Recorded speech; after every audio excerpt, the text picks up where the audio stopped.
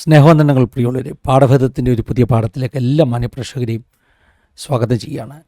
കേരളക്കര മുഴുവൻ ഇന്ന് അറിയുന്ന, ചർച്ച ചെയ്യുന്ന ഒരു വാർത്തയാണ് കുഞ്ഞ് ആലിൻ്റെ അവയവദാന ആ ഒരു അനുഭവം. അതുകൊണ്ട് തന്നെ എല്ലാവർക്കും അറിയാവുന്ന വാർത്തയായതുകൊണ്ട് വാർത്തയുടെ വിശദാംശങ്ങളിലേക്ക് കടക്കുന്നില്ല. ഒത്തിരി ചാനലുകളിലൂടെ ആ വാർത്തകൾ നമ്മൾ കേട്ടുകൊണ്ടിരിക്കുന്നു. അവയവദാനം മഹാദാനം എന്ന ഒരു മുദ്രാവാക്യമുണ്ടല്ലോ, അതിന് ഒന്നുകൂടെ ഒരു ബൂസ്റ്റ് കൊടുക്കുന്ന, പിന്തുണ കൊടുക്കുന്ന ഒരു സംഭവമാണ് അലിൻ ഷെറിൻ എബ്രഹാം എന്ന 10 മാസം മാത്രമുള്ള കൊച്ചു കുഞ്ഞിൻ്റെ മാതാപിതാക്കൾ അരുൺ എബ്രഹാമും ഷെറിൻ ആൻ ജോണും എടുത്ത തീരുമാനം. മലയാള മാധ്യമങ്ങൾ മാത്രമല്ല, ഇൻ്റർനാഷണൽ മീഡിയ വരെ ഈ വാർത്ത ചർച്ച ചെയ്തുകൊണ്ടിരിക്കുന്നു. കേരളക്കാർ എന്ന നിലയിൽ കേരള ജനതയ്ക്ക് തന്നെ ഒരു അഭിമാനമായി തീർന്ന കുടുംബം എന്ന് നമുക്ക് പറയാം.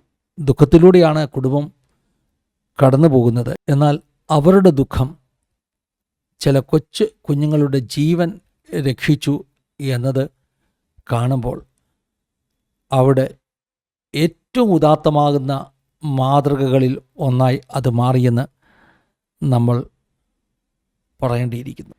ഞാൻ പറഞ്ഞല്ലോ, വാർത്തയുടെ വിശദാംശങ്ങളിലേക്ക് ഞാൻ പോകുന്നില്ല. ഈ വേദനിക്കുന്ന സമയത്തും അവരുടെ കൊച്ചു കുഞ്ഞിൻ്റെ അവയവങ്ങൾ ദാനം ചെയ്യാൻ ഈ മാതാപിതാക്കൾ കാണിച്ച മനസ്സ്, ആ കുടുംബം, വല്യപ്പച്ചനും വല്യമ്മച്ചിയും ഒക്കെയുള്ള ആ കുടുംബം കാണിച്ച ആ നല്ല മനസ്സ്, അതിനെ അനുമോദിച്ചേ മതിയാകുള്ളൂ, പ്രകീർത്തിച്ചേ മതിയാകുള്ളൂ. പാഠഭേദത്തിലൂടെ ഞാനിന്ന് പറയാൻ ആഗ്രഹിക്കുന്നത് അവയവ ദാനത്തെക്കുറിച്ചാണ്. പല സന്ദർഭങ്ങളിൽ നമ്മളുടെ ചാനലിൽ അവയവദാനത്തെക്കുറിച്ച് ഞാൻ പാഠഭേദം ചെയ്തിട്ടുണ്ട്. സാക്ഷ്യ പ്രോഗ്രാമുകൾക്ക് ഇടയിൽ പ്രത്യേകിച്ചും അവയവദാനവുമായി ബന്ധപ്പെട്ട സാക്ഷ്യങ്ങൾ വരുമ്പോൾ അവയവദാനം എത്ര മഹത്വമുള്ളൊരു കാര്യമാണ് എന്ന് പറയുകയും അത്തരം പ്രവർത്തികൾക്ക് കൂടുതൽ ആളുകൾ സന്നദ്ധരാകണം എന്ന് ഞാൻ പറയുകയും ചെയ്തിട്ടുണ്ട്. നമ്മുടെ ചാനലിൽ തന്നെ അത്തരത്തിലുള്ള ഒത്തിരി അനുഭവങ്ങൾ, അവയവങ്ങൾ സ്വീകരിച്ചവർ, ദാനം ചെയ്തവർ ഒക്കെ വന്ന് സാക്ഷ്യം പറഞ്ഞിട്ടുണ്ട്. മസ്തിഷ്ക മരണം സംഭവിക്കുമ്പോഴാണ് സാധാരണ അവയവങ്ങൾ ദാനം ചെയ്യുന്നത്. ആ സമയത്ത് ആ ഒരു അപകടത്തിലൂടെ കടന്നുപോയ വ്യക്തിയുടെ റിലേറ്റീവ്സിന് എടുക്കുവാൻ കഴിയുന്ന ഏറ്റവും വലിയൊരു തീരുമാനമാണ് അത്തരത്തിൽ അവയവങ്ങൾ ദാനം ചെയ്യുക എന്നുള്ളത്. മരിച്ച മണ്ണിന് വളമായിട്ട് നമ്മുടെ ശരീരം മാറുന്നതിൽ എത്രയോ നല്ലതാണ് ആ ശരീരത്തിലെ ചില ഭാഗങ്ങൾ മറ്റുള്ളവർക്കൊരു ജീവൻ നൽകുകയാണെങ്കിൽ അതിൽ പരം വലിയ ഒരു സൽപ്രവൃത്തി ലോകത്തിൽ മറ്റൊന്നുമില്ല എന്ന അഭിപ്രായക്കാരനാണ് ഞാൻ. നമുക്ക് പണം കൊടുത്ത് ഒരാളെ സഹായിക്കാം, ഭക്ഷണം കൊടുത്ത് ഒരാളെ സഹായിക്കാം, പക്ഷേ അതിലൊക്കെ വലിയ സത്പ്രവൃത്തി, നല്ല പ്രവൃത്തിയാണ് ഈ അവയവദാനം എന്നത് നമ്മൾ മറന്നു പോകരുത്. ഇത്തരത്തിലുള്ള ക്രിട്ടിക്കലായ അപകടങ്ങൾ സംഭവിച്ച് ബ്രെയിൻ ഡെത്തായെന്ന് പ്രഖ്യാപിക്കുന്നവരുടെ അവയവങ്ങൾ മാത്രമല്ല, അങ്ങനെ ഒന്നും സംഭവിക്കാതെ തന്നെ ഒരു വ്യക്തി ആരോഗ്യത്തോടെ നിൽക്കുമ്പോൾ ദാനം ചെയ്യാൻ കഴിയുന്ന അവയവങ്ങളുണ്ട്. അതിലൊന്നാണ് കിഡ്നി ട്രാൻസ്പ്ലാന്റ് എന്നുള്ളത്. കരൾ നമുക്ക് ദാനം ചെയ്യുവാൻ കഴിയും. ആരോഗ്യമുള്ള ആളുകൾക്ക് അങ്ങനെ ദാനം ചെയ്യുവാൻ കഴിയുന്നുവെങ്കിൽ അത് ഏറ്റവും മഹത്തരമായ കാര്യമാണെന്നുള്ളതിൽ യാതൊരു സംശയവുമില്ല. ഈ അടുത്ത ദിവസങ്ങളിൽ ഒന്നിൽ നമ്മുടെ ചാനലിൽ അപ്രകാരമുള്ള ഒരു ടെസ്റ്റിമണി വരുന്നുണ്ട്. ഒരു കിഡ്നി ട്രാൻസ്പ്ലാന്റിനെ കുറിച്ചാണ്. അതായത് കിഡ്നി സ്വീകരിക്കുന്നത് ഒരു ദൈവദാസനാണെങ്കിൽ അദ്ദേഹത്തിന് കിഡ്നി ഒരുക്കപ്പെട്ടതും വളരെയധികം വലിയ ഒരു ഉദാര മനസ്സിൻ്റെ ഉദാഹരണമായ ഒരു സാക്ഷ്യം ഈ അടുത്ത ദിവസങ്ങളിലൊന്നിൽ നമ്മൾ കേൾക്കുവാൻ പോവുകയാണ്. ആ ട്രാൻസ്പ്ലാന്റ് അതിൻ്റെ പ്രോസസ്സ് നടക്കുന്നു. ഇനിയും അതൊക്കെ ഒന്ന് കഴിഞ്ഞാൽ അത്തരത്തിലുള്ളൊരു സാക്ഷ്യം നമ്മൾ കേൾക്കാൻ പോവുകയാണ്. അതായത് ആരോഗ്യമുള്ളൊരു വ്യക്തി കിഡ്നി ട്രാൻസ്പ്ലാന്റ് ചെയ്യുവാൻ ദാതാവായിത്തീരുന്നു, അല്ലെങ്കിൽ കരൾ ട്രാൻസ്പ്ലാന്റ് ചെയ്യുവാൻ ദാതാവായിത്തീരുന്നു. അത് ഏറ്റവും അധികം വലിയ ഒരു സത്പ്രവൃത്തിയാണ്. ഏറ്റവും വലിയ ഉദാര മനസ്സിൻ്റെ ലക്ഷണമാണ്. ഒരുപക്ഷെ നമ്മുടെ ബന്ധുക്കൾക്കോ മാതാപിതാക്കൾക്കോ മക്കൾക്കോ ഒക്കെ വേണ്ടി കിഡ്നിയോ കരളോ ഒക്കെ നമ്മൾ പകുത്ത് നൽകും.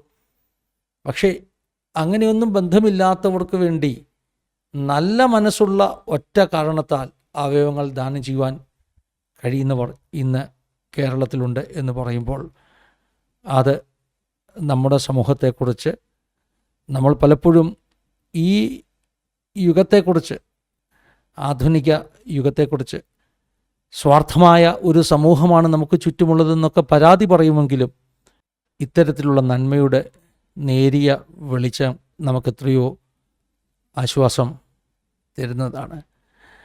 ഈ ഒരു വാർത്ത, ആലിൻ്റെ വാർത്ത ഇങ്ങനെ പ്രചരിക്കുന്ന സമയത്ത് തന്നെ കഴിഞ്ഞ ആഴ്ചകളിലൊന്നിൽ നമുക്ക് സാക്ഷ്യം പറയാൻ വന്ന ശ്വാസകോശം ട്രാൻസ്പ്ലാന്റ് ചെയ്യുവാൻ വേണ്ടി കാത്തിരിക്കുന്ന അൻസയുടെ പപ്പ എനിക്കൊരു മെസ്സേജ് ഇട്ടു. ഈ വാർത്ത കണ്ടിട്ടാണ് മെസ്സേജ് ഇട്ടത്. അൻസയുടെ പപ്പ കഴിഞ്ഞ പ്രാവശ്യം പ്രിയ വർഗീസ് ബ്രദർ നമ്മുടെ ചാനലിൽ വന്ന് സാക്ഷ്യം പറഞ്ഞപ്പോൾ അവയവദാനത്തിൻ്റെ പ്രാധാന്യത്തെക്കുറിച്ച് ഞാനും ആ പ്രിയ പിതാവും ഞങ്ങൾ രണ്ടുപേരും ഊന്നൽ കൊടുത്ത് സംസാരിച്ചു. നമ്മുടെ സമൂഹം ഇതിനെ കൂടുതൽ ബോധവാന്മാരാകണം എന്ന തരത്തിൽ സംസാരിച്ചു. അൻസയുടെ പിതാവിട്ട വോയിസ് ക്ലിപ്പ്, അതിനകത്ത് അദ്ദേഹം സന്തോഷത്തോടു കൂടെ പറയുകയാണ്, നമ്മുടെ സമൂഹത്തിൽ ഇത്തരത്തിലുള്ള നന്മകൾ ചെയ്യുന്നവരുണ്ടല്ലോ എന്ന ഒരു രീതിയിൽ അദ്ദേഹം സംസാരിക്കുകയാണ്. ഞാൻ ആ വോയിസ് ക്ലിപ്പ് നിങ്ങളെ ഈ വീഡിയോയുടെ അവസാനമായിട്ട് കേൾപ്പിക്കാം. എന്താണെങ്കിലും ഞാൻ പറഞ്ഞു വരുന്നത്, അവയവദാനം മഹാദാനമാണ്, മഹത്തരമാണ്. കൂടുതൽ ആളുകൾ അതിനുവേണ്ടി തയ്യാറാകട്ടെ. അൻസയുടെ പിതാവ് തൻ്റെ സാക്ഷ്യത്തിൽ പറഞ്ഞു, ശ്വാസകോശം ആണ് അൻസയ്ക്ക് മാറ്റിവെക്കേണ്ടത്.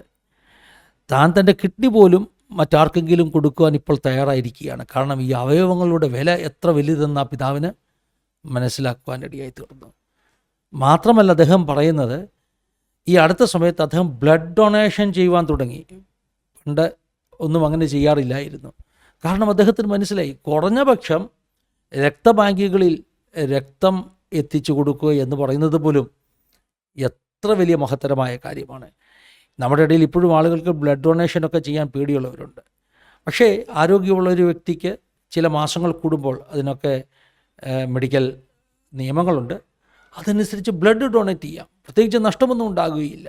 ഡൊണേറ്റ് ചെയ്യുന്നതനുസരിച്ച് ശരീരത്തിൽ തിരിച്ച് ബ്ലഡ് ഉണ്ടായിക്കൊണ്ടിരിക്കും. അപ്പോൾ ഏറ്റവും ചെറുത്, കിഡ്നി ഒന്നും കൊടുക്കാൻ പറ്റിയില്ലെങ്കിലും ലിവറൊന്നും കൊടുക്കാൻ പറ്റിയില്ലെങ്കിലും ബ്ലഡ് എങ്കിലും കൊടുക്കാൻ പറ്റിയാൽ അതെത്ര വലിയ ഒരു അനുഭവമായിരിക്കും. ഞാൻ പറയുന്നത് ബ്ലഡ് പോലും കൊടുക്കാൻ മടിയുള്ളവരുള്ളത് കൊണ്ടാണ്. ചിലപ്പോഴൊക്കെ ഈ ബ്ലഡ് കിട്ടാതെ ആളുകൾ, പേഷ്യൻസിൻ്റെ റിലേറ്റീവ്സ് ഓടി നടക്കുന്നത് നമ്മൾ കണ്ടിട്ടില്ലേ? ബ്ലഡ് ഗ്രൂപ്പ് ആണെങ്കിൽ അല്പം നർമ്മം ഉള്ള ഒരു കഥയാണ് കേട്ടോ. ശരിയാണെന്ന് എനിക്ക് തോന്നുന്നില്ല. രക്തദാനത്തെക്കുറിച്ചാണ്. നേതാവിന്, രാഷ്ട്രീയ പാർട്ടിയുടെ തലമുതിർന്ന നേതാവിന് പെട്ടെന്ന് ആക്സിഡൻ്റ് ആകുന്നു. ഹോസ്പിറ്റലിൽ അഡ്മിറ്റ് ചെയ്യുന്നു. ഹോസ്പിറ്റൽ പരിസരം മുഴുവൻ അണികളെ കൊണ്ട് നിറഞ്ഞു. അങ്ങനെയാണല്ലോ വലിയ നേതാക്കന്മാർക്ക് ആക്സിഡൻ്റ് ആയാൽ ഹോസ്പിറ്റൽ പരിസരം മുഴുവൻ അണികളെ കൊണ്ട് നിറഞ്ഞു. അങ്ങനെ ഇരിക്കുമ്പോൾ ചെറിയ നേതാവ്, ചോട്ടാ നേതാവ് പുറത്തു വന്നിട്ട് പറഞ്ഞു, നമ്മുടെ നേതാവിന് അത്യാവശ്യമായിട്ടും ബ്ലഡ് വേണം, ആരുടെയെങ്കിലും സഹായം വേണം. അവിടെ നിന്ന് അണികളുടെ എല്ലാം കൈ ഉയർന്നു. നേതാവിന് ബ്ലഡ് കൊടുക്കാനുള്ള സന്നദ്ധത പറഞ്ഞു. അപ്പോൾ ഇനിയിപ്പോൾ എന്തു ചെയ്യും? എല്ലാ കൈകളും ഉയർന്നു നിൽക്കുകയാണ്. അതുകൊണ്ടൊരു കാര്യം ചെയ്യാം, ഇതിൽ നിന്ന് ആരെങ്കിലും തിരഞ്ഞെടുക്കണ്ടേ? ഈ ചോട്ടാ നേതാവ് ഒരാശയം മുൻപിലേക്ക് വെച്ചു. അതായത്, ഒരു തൂവൽ ഇങ്ങനെ ഞാൻ മുകളിലേക്ക് എറിഞ്ഞ് പറത്തിവിടും. ആ തൂവൽ ആരുടെ തലയിലാണ് ഇരിക്കുന്നത്, ആ വ്യക്തിയെ നമുക്ക് ബ്ലഡ് ഡൊണേറ്റ് ചെയ്യാൻ മുൻപിലേക്ക് കൊണ്ടുവരാം. എല്ലാവരും സന്നദ്ധരായി. നിൽക്കുകയാണ്. അങ്ങനെ നേതാവ് പറപ്പിച്ചു വിട്ട തൂവൽ ആളുകളുടെ തലയിലേക്ക് ഇറങ്ങി വരികയാണ്. പക്ഷേ എന്താ സംഭവിക്കുന്നതെന്നറിയാമോ? ഓരോ തലയുടെ മുകളിലും തൂവലെത്തുമ്പോൾ ആ വ്യക്തി, ആ ഫോളോവർ, മുദ്രാവാക്യം വിളിച്ചുകൊണ്ടിരുന്ന ആൾ മുകളിലേക്ക് നോക്കിയിട്ട് ആ തൂവലിൽ ഒരു ഊത്ത് ഊതും. ആ തൂവൽ അവിടുന്ന് പിന്നെയും പറന്നു പൊങ്ങും. അത് അടുത്ത ആളിൻ്റെ തലയുടെ മുകളിൽ ലാൻഡ് ചെയ്യാൻ തുടങ്ങുമ്പോൾ അയാൾ ഒരു ഊത്തൂതും.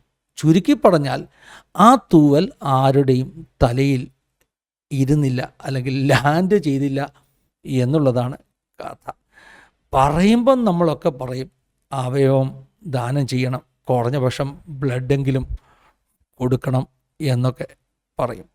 പക്ഷേ യാഥാർത്ഥ്യത്തിൽ നമ്മളതിന് തയ്യാറാണോ എന്ന ഒരു ചോദ്യം അവശേഷിക്കുന്നുണ്ട്.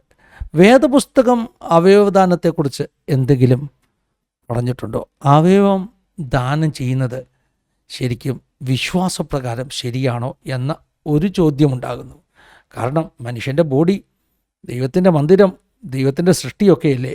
വേദപുസ്തകത്തിൽ അവയവദാനത്തെ അനുകൂലിച്ച് സംസാരിച്ചിട്ടുണ്ടെന്നുള്ളത് ചിലർക്കെങ്കിലും ഒരു വെളിപ്പാടായിരിക്കുമെന്ന് ഞാൻ ചിന്തിക്കുന്നു. അപ്പോസ്തലനായ പൗലോസ് ഗലാത്യർക്ക് ലേഖനം എഴുതുമ്പോൾ ഇങ്ങനെ ഒരു വചനം എഴുതി വെച്ചു: കഴിയുമെങ്കിൽ നിങ്ങളുടെ കണ്ണ് ചൂഴ്ന്നെടുത്ത് എനിക്ക് തരുവാൻ നിങ്ങൾ തയ്യാറായിരുന്നു.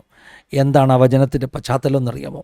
പൗലോസിന് കണ്ണിൻ്റെ കാഴ്ചയുടെ പ്രശ്നങ്ങളുണ്ടായിരുന്നു. അത് ബിബ്ലിക്കലി തെളിയിക്കാൻ പറ്റുന്ന കാര്യമാണ്. അതിനുള്ള സാഹചര്യ തെളിവുകൾ, വചനത്തിലെ തെളിവുകൾ വേദപുസ്തകത്തിലുണ്ട്. വിശകലന ഭയം കൊണ്ട് അവിടേക്ക് ഞാൻ പോകുന്നില്ല.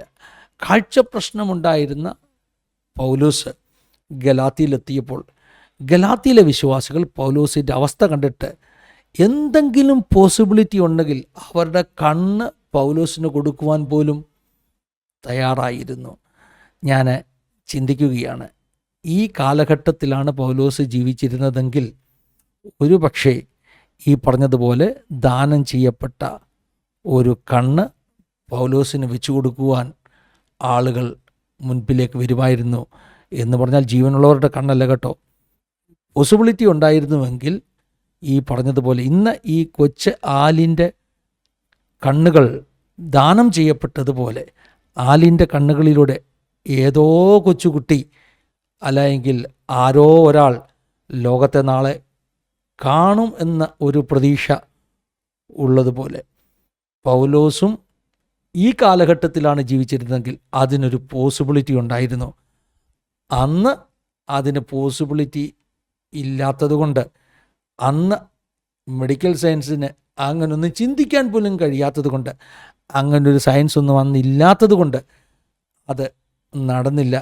അപ്പോൾ വേദപുസ്തകം ഇതിനൊന്നും എതിരല്ല എന്ന് പറഞ്ഞ് അങ്ങനെ ആർക്കെങ്കിലും ഭക്തി കൊണ്ട് തോന്നിയിട്ടുണ്ട്, എൻ്റെ ബ്ലഡ് പോലും ഞാൻ കൊടുക്കത്തില്ല, വചനത്തിനെതിരാണെന്ന് തോന്നിയിട്ടുണ്ടെങ്കിൽ അതിനെ ഒന്ന് തിരുത്താൻ പറഞ്ഞു എന്ന് മാത്രമേ ഉള്ളൂ.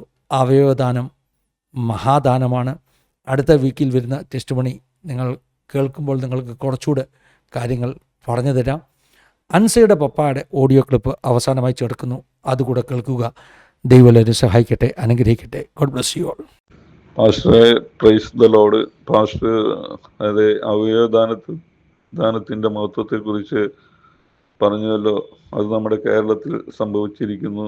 അത് ഒരു കുഞ്ഞിൻ്റെ അവയവങ്ങൾ 5 പേർക്ക് അത് പ്രയോജനപ്പെടുവാൻ ഇടയായി.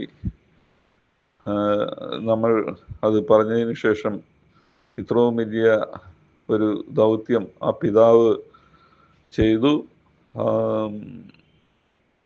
നമ്മൾ പറയുന്ന വാക്കുകൾ അത് സംഭവിക്കുമ്പോൾ അത് ദൈവത്തിൻ്റെ വാക്കുകളായി തീരുന്നു.